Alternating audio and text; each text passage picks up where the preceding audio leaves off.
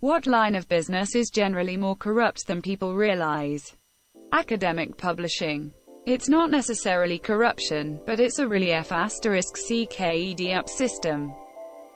Basically, researchers do all the work, then they send their papers for publication, other researchers review their articles for free, and when the article is accepted the publisher asks for $40 from each reader to read one article, and 100% of the money goes back to the publisher. The researchers who wrote the paper do not get 1 cent. It's one of the most profitable industries out there, despite being completely predatory. The thing is, researchers need to publish in specific journals to get tenure or to get funded, and so they're always trying to publish in the top-rated journals instead of publishing in open science venues. Towing. Companies who tow cars are shady as absolute fuck. I had my car towed from the scene of an accident, and I couldn't get an insurance estimate for 4 days because the tow company claimed they didn't have it. Then they charged the insurance company for 4 days of storage, after I went to their lot myself and took pictures of my car sitting there. I once saw an episode of Judge Judy where a towing company was suing a woman for refusing to pay fees after they towed her car for parking illegally. The woman absolutely destroyed him in the case. She had been parked 100% legally and could prove that, but the company were trying to intimidate her into paying money she didn't have to. Judge Judy was not happy. The BBB is such a racket. Better Business Bureau. My summer job in college was replying to organizations like the BBB on behalf of a company. You keep your rating high, in theory, by supplying adequate responses to consumer complaints. Government agencies were always so scrupulous and almost always sent follow-ups. The BBB always just closed the case. One time I accidentally sent the wrong doc for a completely unrelated complaint, and they still close it. Former Yelp employee here. I can say that, at least when I worked there were a ton of shady things the company did, and so many valid complaints against them. I was so glad when I got out of there, and have never once looked back. But the whole "pay us money to remove reviews" thing is legitimately a myth. They definitely aren't the most above-board place, but that is factually not something they did. The thing people always talk about is not "pay us money to remove reviews," it's "pay us" and magically the order of reviews changes, so that good reviews float to the top and bad reviews float to the bottom. It's like they have two sorting algorithms, one for businesses that are partners and one for everyone else. Well, I can tell you from thousands of conversations I had with business owners, and also the comment I'm replying to, that a lot of people very much do think it's "pay Yelp to remove bad reviews." I can also confirm that, at least based on the years I worked there, I left 3 years ago, they do not have a different review sorting algorithm for partners and standard pages. I know this because of the number of clients who were irate about the fact that they felt their reviews were getting sorted unfavorably, while non-paying competitors seemed to have all their best reviews on display. Yelp's recommended review algorithm always was, in my view, problematic. In addition to clearly being imperfect, they were always opaque about how it worked to the point that they still can't adequately defend against these myths. But, in light of all the problems with their algorithm, and the various issues with the company's model as a whole, pay-to-play, as it pertains to review display, genuinely wasn't a thing. My job would have been immensely easier if it was, though I am very glad it wasn't because, you know, ethics. I hate nursing homes. They're a breeding ground for medical waste and fraud because their patients are in no condition to understand what's happening. Families aren't around enough to contest billed charges versus services rendered. It leads to awful abuses of Medicare and Medicaid. Upcoding, charging for more than what was provided. Billing for services not performed. Billing, performing unnecessary services, equipment. Intentionally bullying patients and family into services that are not covered by plans, creating balance billing. I feel like only 5% of crypto-related businesses are never actually legit. Like, people know there's a lot of sketchiness in that industry. I've just seen so many invest craploads in it anyway and wind up massively screwed. E.g. Mt.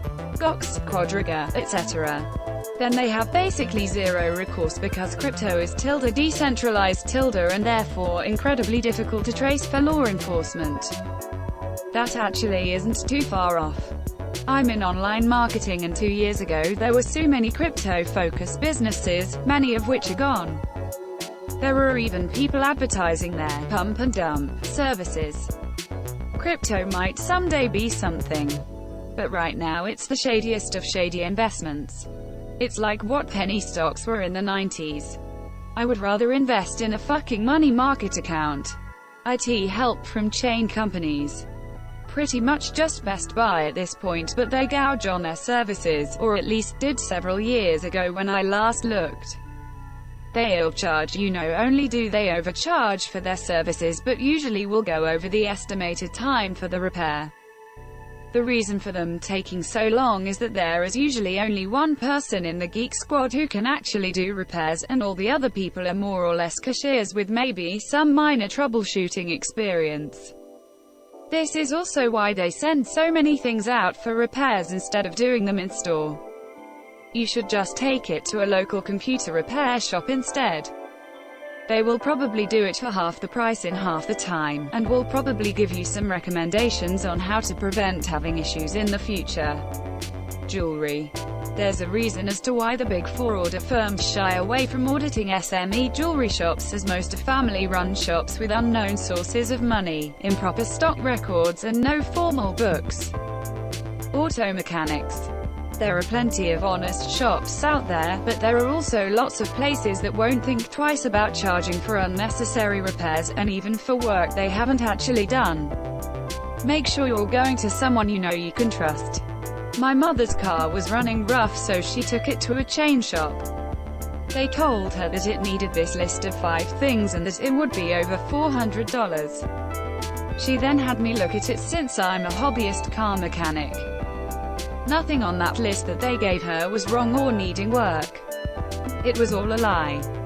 And the real problem wasn't on that list and was one that I noticed in under 2 minutes of actual looking and fixed it with 10 minutes of work and the $35 part. If she paid that shop for all of that unnecessary work, her car would still be running poorly because they couldn't even be bothered to actually try to fix the issue while they were trying to scam her. One of my friends once had his car break down, so he had it towed to an auto mechanic.